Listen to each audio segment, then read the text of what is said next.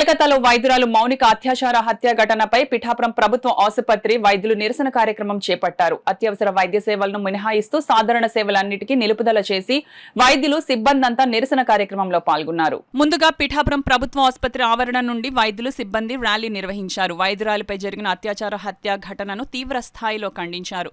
అనంతరం రిలే నిరాహార దీక్ష కార్యక్రమాన్ని వైద్యులు చేపట్టారు. దోషులను వెంటనే శిక్షించాలని, వైద్యులకు రక్షణ కల్పించాలని నినాదాలు చేశారు. కాగా పిఠాపురం మన ఊరు మన బాధ్యత స్వచ్ఛంద సేవా సంస్థ అధ్యక్ష కార్యదర్శులు కొండేపూడి శంకర్రావు, అల్లవరపు నగేష్, టీడీపీ కౌన్సిలర్ రాయుడు శ్రీనివాస్ వైద్యులు చేస్తున్న నిరసన కార్యక్రమానికి సంఘీభావం తెలియజేశారు. ఈ కార్యక్రమంలో వైద్యులు డాక్టర్ రవికుమార్, సునీత, డాక్టర్ మాధురి, చందన, కీర్తిప్రియ, విక్టోరియా, సబీనా, రోజాప్రియ, జయరాం, వినయ్, అశ్విని, షబానా, సిబ్బంది, రాజు తదితరులు పాల్గొన్నారు.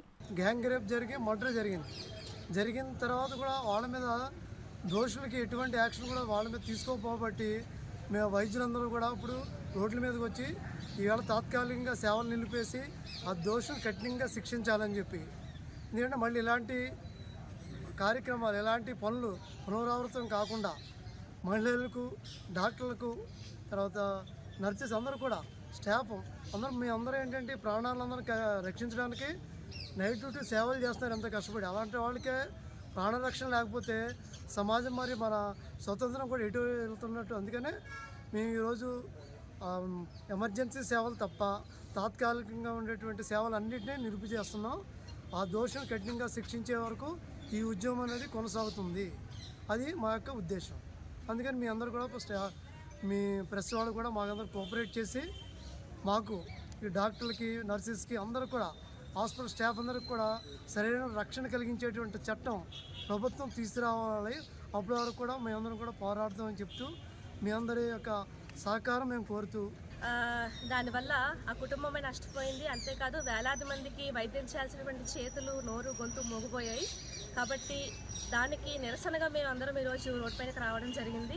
ఎప్పటి వరకు అయితే మృగాలు ఎవరైతే ఉన్నారో వాళ్ళకి శిక్ష పడుతుందో, అంతేకాకుండా బాధిత కుటుంబానికి న్యాయం జరుగుతుందో, అలాగే ఆమె డాక్టర్ కాకముందు ఒక మహిళని గుర్తించి ఆ మహిళకి ఎవరైతే న్యాయం చేయకుండా ఇంకా దీన్ని ప్రొలాంగ్ చేస్తారో అప్పటి వరకు కూడా మా యాజిటేషన్ కంటిన్యూ అవుతూ ఉంటుంది. పూర్తిగా ప్రభుత్వం దీన్ని బాధ్యతగా తీసుకొని ప్రతి కార్యాచరణ స్థలాల్లో కూడా స్త్రీలని ఇంటి బయటకు అడుగుపెట్టి వాళ్ళు వర్క్ చేస్తున్నారంటే దాని వెనకాల ఎంతో త్యాగం ఉంటుంది. దాన్ని గుర్తించి, గమనించి అందరూ కూడా మాకు సపోర్ట్ చేయాలని మేము డాక్టర్స్ అందరం కూడా ఇలా యాజిటేట్ చేయడానికి రెడీ అయ్యాము.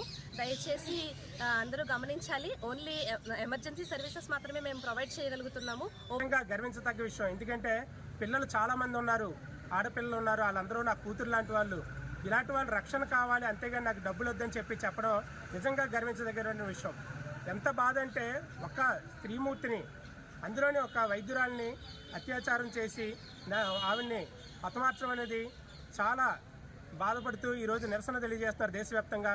అందులో భాగంగా పిఠాపురం సిహెచ్లోని మేమందరూ కూడా ఇక్కడ మన ఊరు మన బాధ్యత స్వచ్ఛంద సేవా సంస్థ నుంచి వచ్చి డాక్టర్స్ ఉన్నటువంటి ఈ నిరసన కార్యక్రమంలో మేమందరూ వాళ్ళతో పాటు పాలు పంచుకొని నిరసన కార్యక్రమంలో మేము భాగస్వాములమైనందుకు చాలా సంతోషం వ్యక్తం చేస్తున్నాం.